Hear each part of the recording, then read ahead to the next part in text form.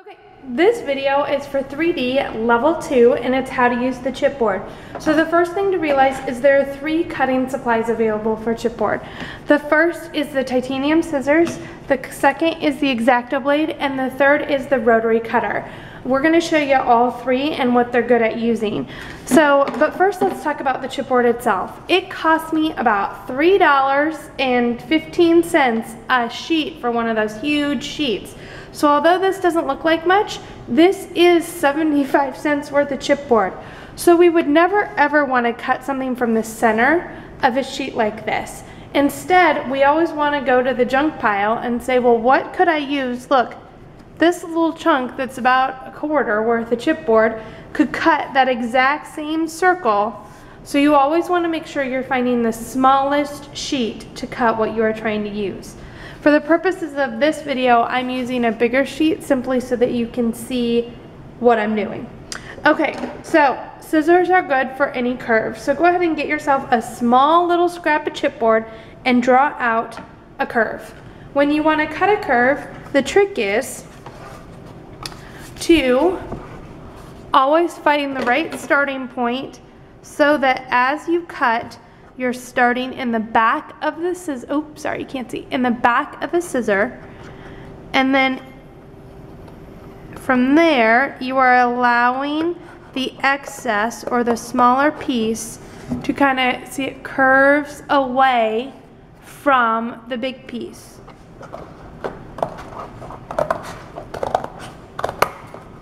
Right? And then if I have a small tight area like this, I'm going to wait.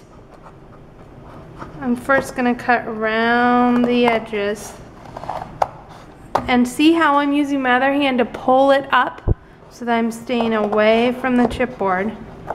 I already started this earlier so it would cut faster. Then if you have anything small and complicated like this right here, the trick is to, again, using your hands in the inside crook of your scissors, allow one piece to kind of pull away from the other. So I'm actually lifting this up as I work so that my scissors have a place to go. And I actually use the back of their scissors too to angle that upwards. You'll notice I'm not curving my scissors, I'm curving the chipboard. Some people try and move their scissor hand and you'll get all confused. Now, your hands are gonna start to ache sometimes just a little bit when you're using these scissors. Why? Well, a lot of you don't have very good muscle strength in your hand yet, partly because you're getting your adult hands and partly because you don't use them very much. This right here is a muscle. See how mine, like, sorry, we lost our recording. You might not have a muscle there, and so yeah, it is gonna burn because you're actually building muscle in your hand. Okay, so you've tried to cut out a curve. Then I also want you to try and cut out something with the box cutter. To use the box cutter, you first check to see if your blade is dull. When you are looking for a dull blade, you will note that the tip might be damaged or it's not shiny. Can you see how that's catching that edge right there? That is a sign that this is actually a dull blade. So if you have a dull blade, it's important to take it to your instructor because it's not safe for you to cut with and to get a new blade put in. Then, when you find a sharp blade, you want to go ahead and pull back this little trigger. That allows the blade to not move. And then you always, it's hard to cut the chipboard, it's easy to cut your hand. So your hand needs to be out of the way. The first cut is not very deep and your focus is on staying on the line that you drew. And then the second cut is really you putting pressure on the blade. Your hand is here, not back here, and cutting through. Oh, I need to do it one more time.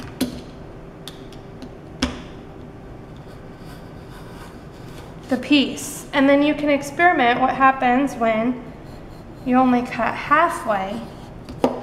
And you'll notice you can get, like this allows you to kind of start bending and manipulating the chipboard. So this is a really good thing to start experimenting with is what happens when you don't cut all the way through. Your next option is the rotary cutter. Gonna get right over here. So remember, the blade, the thing starts by the circle. Why can't I think of what that's called? The cutter, the wheel. Okay, then let's move this up so you can see what I'm gonna do. You take this, line it up on your line. You're over by here. Take one hand, it's on top of the wheel. Pull it across. Pull your excess out of the way. Put your wheel back where it goes. And then you can grab your piece. You're always conscientious of the fact that, remember, the blade is underneath there, and so you don't want friends with their fingers around. Then, you also need to practice hot gluing. So, over we go. When you are hot gluing, a couple little helpful hints is when you're trying to hot glue two pieces together and it's really small, it might be best to actually first tape it in place. So I'm going to go ahead and grab a little chunk of tape. And you don't need a lot, little teeny chunks are all you need. You can kind of tag it in place. Now, this won't hold chipboard forever, but it will hold it long enough for you to get hot glue in there without harming your fingers. So once that's kind of tagged in place, then I could come around with my hot glue gun, and my goal is to squish in hot glue so that I'm not wasteful. And a sign that I've done it correctly is a little teeny bit of hot glue should pop out the other side, and I'm trying to be very conscientious of my seams. So go ahead and take that small little strip that you've cut and do just a little teeny practice, not the whole thing, like I did, of attaching it to your curve. Okay, so what can you do with this supply? Well, these were all made with what I just showed you. So this is the Eiffel Tower. Okay, you can see Eiffel Tower.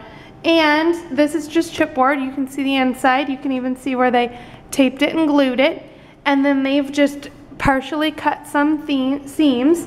They have put regular temper paint over top, but I will warn you, in order to get the paint to stick, it needs to be 50% paint to 50% Elmer's glue. So that's very important.